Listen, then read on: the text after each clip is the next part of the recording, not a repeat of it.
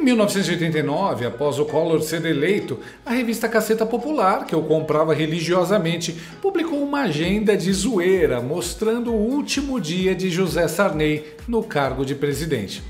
O texto descrevia minuto a minuto o Sarney sendo ignorado, humilhado e abandonado pela mulher, pelo chofer, o porteiro, os assessores, todo mundo. Era tipo assim: 8 horas, o presidente chama o motorista. 8h30, o motorista finalmente atende e diz que não vai trabalhar. 8h40, o presidente vai ao ponto esperar o ônibus. 9h30, o presidente chega ao trabalho. 9h35, o presidente dá bom dia ao porteiro. 9h35, o porteiro diz: vá à merda. Foi uma forma engraçada de mostrar como Sarney estava desmoralizado, desgastado e abandonado ao fim de seu governo. Tá parecendo muito o Lula, que ontem levou um cano de seus convidados, que deixaram o evento dele vazio e ele com cara de tacho. Só que com um agravante: o Sarney estava no fim do mandato. O Lula tá só na metade.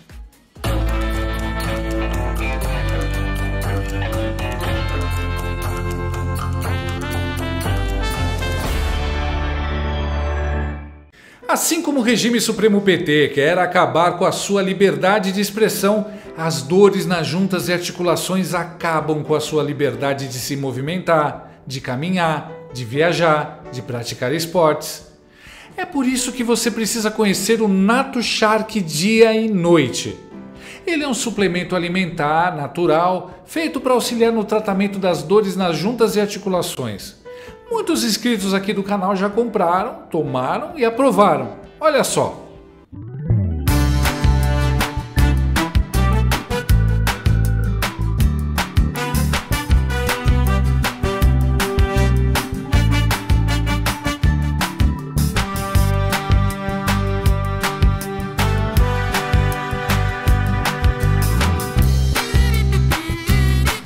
Natushark tem ação 24 horas por dia, alivia a dor durante o dia e regenera as cartilagens e fortalece os ossos durante a noite. Ah, e Natushark é alívio também para o seu bolso. Você pode parcelar em até 10 vezes sem juros e não paga taxa de entrega. Além do mais, a Natushark tem mais de 20 anos de mercado e é uma marca que apoia a direita e os conservadores. Num país com tantas grandes empresas que fizeram o L, a gente tem que apoiar aquelas que têm os mesmos valores que nós. Então não perca tempo, fique livre dessas dores chatas. Ligue para o número que aparece na tela ou acesse o link na descrição desse vídeo e peça o seu Natushark dia e noite, agora mesmo. O evento em comemoração a 1 ano do programa Nova Indústria Brasil, realizado no Palácio do Planalto nesta quarta-feira, teve uma ausência significativa de convidados.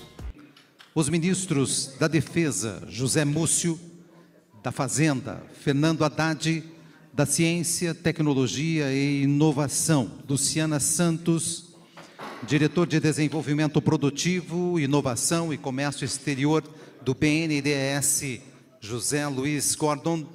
Apesar, ou por causa, da presença do presidente Luiz Cachaço Lula da Silva, cerca de 16 das 50 cadeiras ficaram vazias.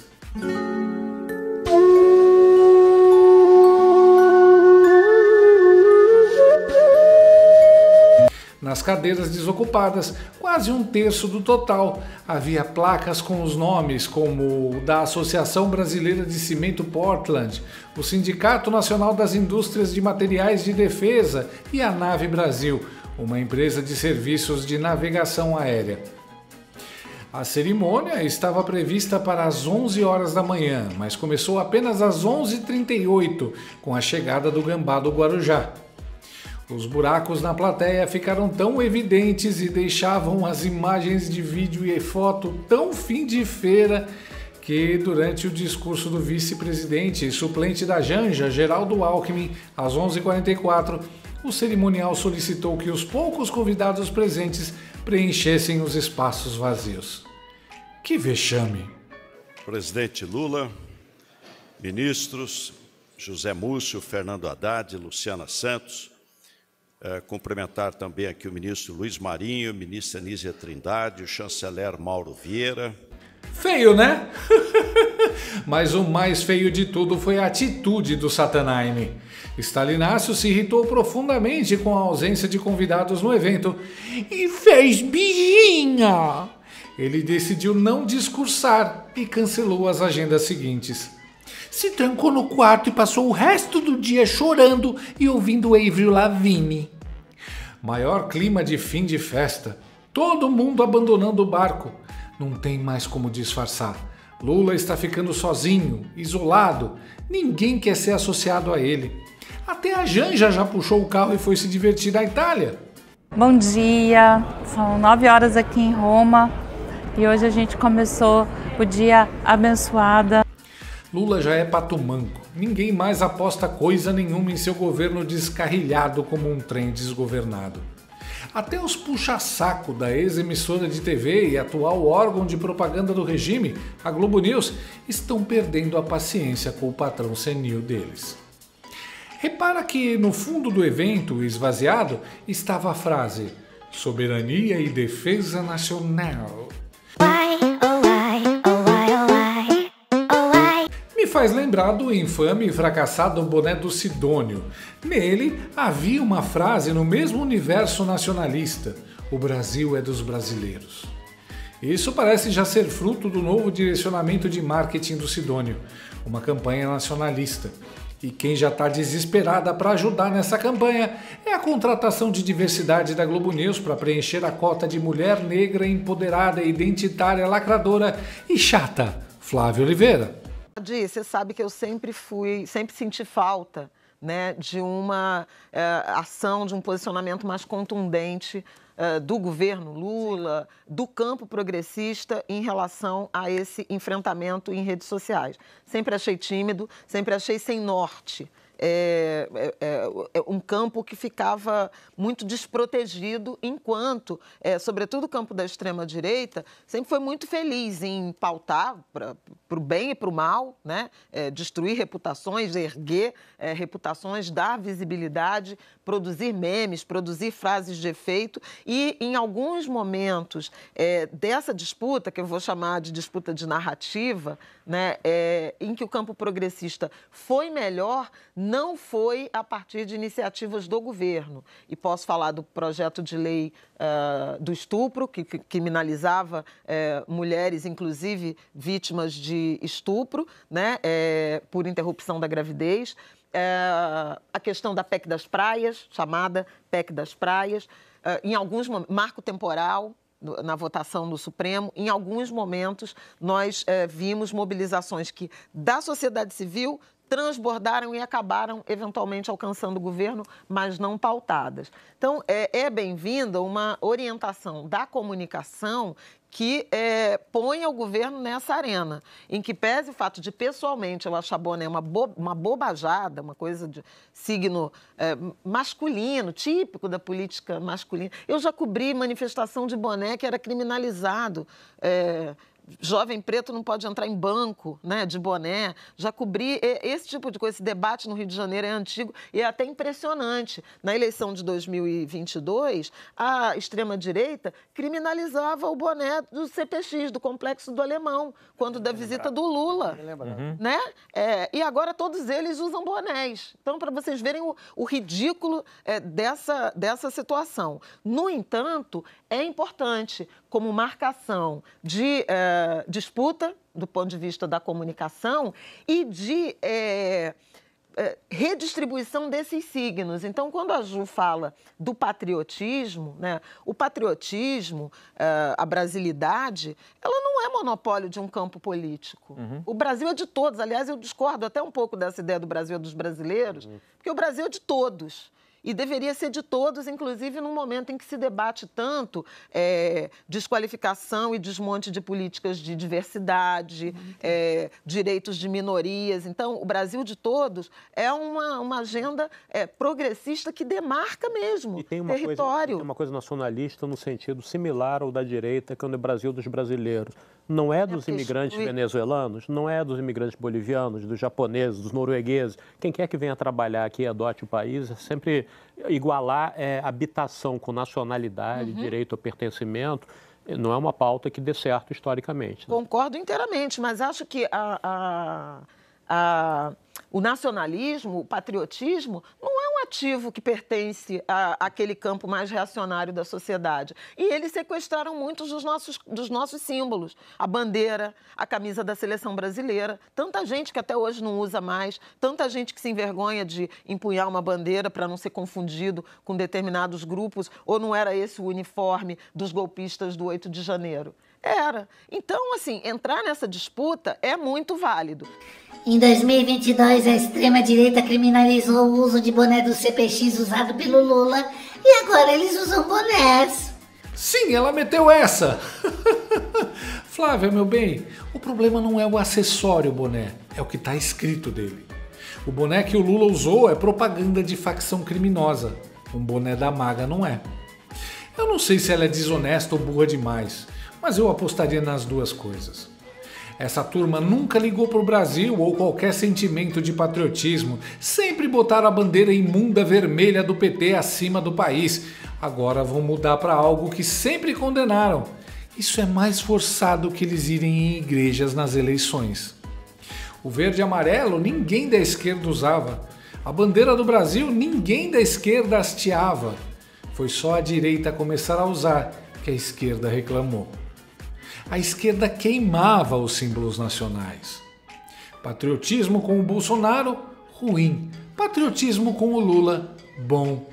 Aliás, não foi o Lula que disse que o patriotismo deveria ser combatido, assim como a pauta de costumes e família? Aqui no Brasil, nós enfrentamos o discurso do costume, o discurso da família, o discurso do patriotismo. Ou seja, aqui nós enfrentamos o discurso de tudo aquilo que a gente aprendeu historicamente a combater. A verdade é que o Nove Dedos está desesperado, atirando para todos os lados enquanto afunda. Agora ele vai tentar meter essa de patriotismo porque sabe que o Trump vem ferrar com ele e quer se posicionar como um patriota em defesa do Brasil contra os estrangeiros. Claro que não vai colar. E a Flávia vai afundar junto com ele.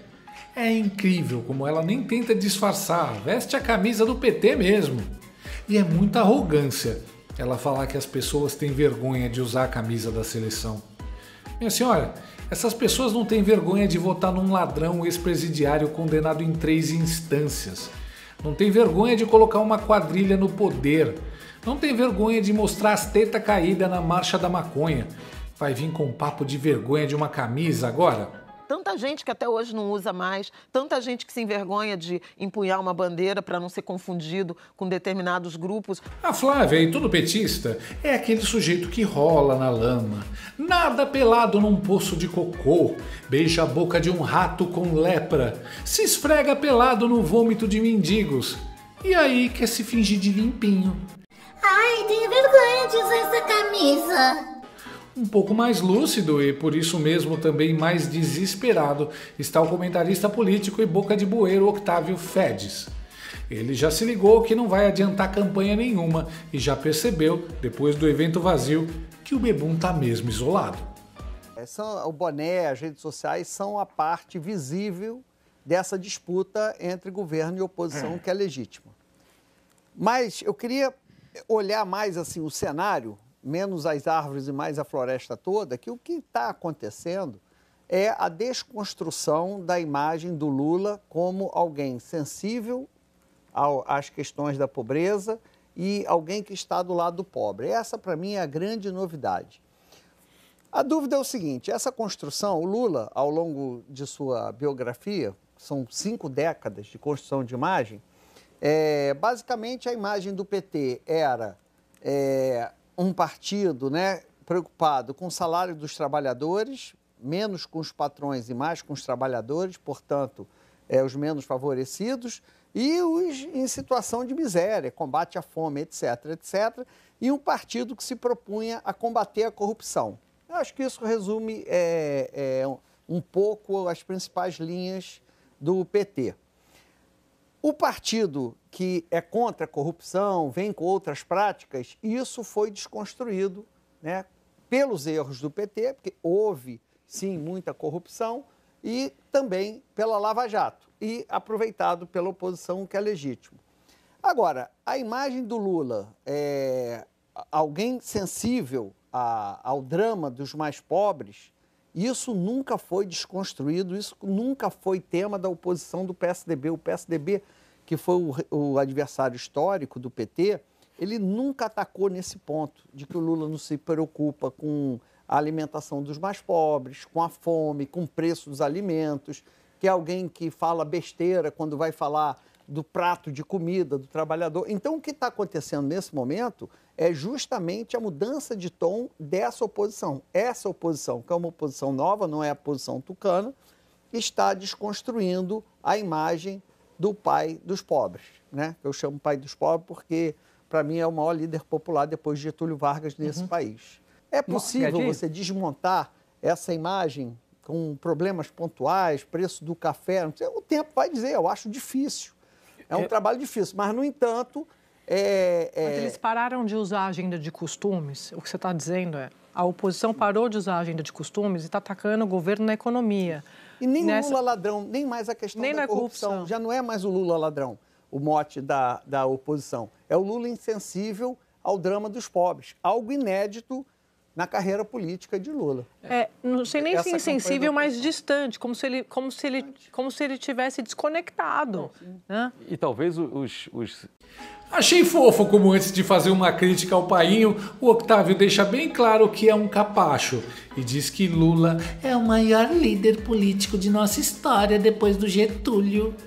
Dois ditadores picaretas. Quem mantinha essa construção de Lula bonzinho eram vocês, da Globo, antes de perderem a credibilidade. Lula não pensa no pobre, nunca pensou. Lula pensa em Lula. Lula pensa nas romarias de artistas, intelectuais e pelegos bem pagos a eventos de beijamão para agradar Lula. Lula pensa no que o futuro dirá de suas biografias, escritas por amigos de Lula. E Lula, dizem alguns iludidos, às vezes pensa também no Brasil. Spoiler, é só para ver o que ele ainda não roubou. Os irmãos Batista, André Esteves, a Daniela Mercury e os artistas da Globo são extremamente pobres mesmo, quase miseráveis, tadinhos. Além do mais, a direita não está desconstruindo nada da imagem do Lula. Para expor corrupto, não precisa de desconstrução, basta a verdade. O próprio Lula está desconstruindo a sua imagem depois de mentir, dizendo que não iria aumentar impostos, enfiou pela goela da população uma taxa de importação que os pobres deveriam pagar. E agora, com a gastança, gera problemas que afetam os preços dos alimentos. É só um governo ruim. Não é desconstrução, é autodestruição. Não confundam as coisas. E o resultado? Ninguém quer chegar nem perto dele. Sobraram só os puxa-saco que não sobrevivem sem ele direcionar dinheiro público para seus bolsos, como o Haddad e o pessoal da Globo. De resto, ninguém quer saber dos eventos dele, assim como nenhuma Big Tech quis saber da audiência convocada pelo office boy do Lula, o Bessias. Que final melancólico de governo, mais melancólico que o do Sarney. Com um agravante, o governo Lula está na metade e já morreu. Não é à toa que ele está sendo humilhado e fica sozinho em todos os lugares. Ainda na semana passada, ele falou para uma plateia vazia na Bahia.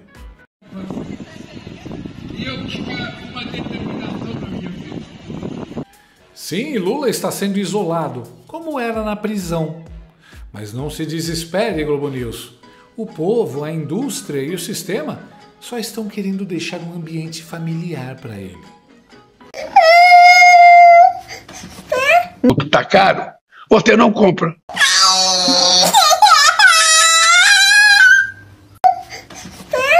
Tá caro, você não compra.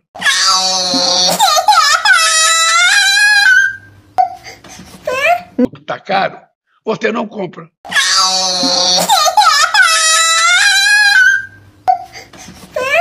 Tá caro, você não compra.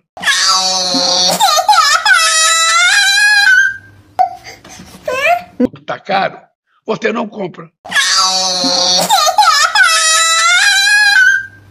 Gostou desse vídeo? Então inscreva-se no canal, comente, curta e compartilhe com seus amigos. Não gostou? Compartilhe com seus inimigos. Até o próximo vídeo, se o mundo não acabar antes. Por hoje é só.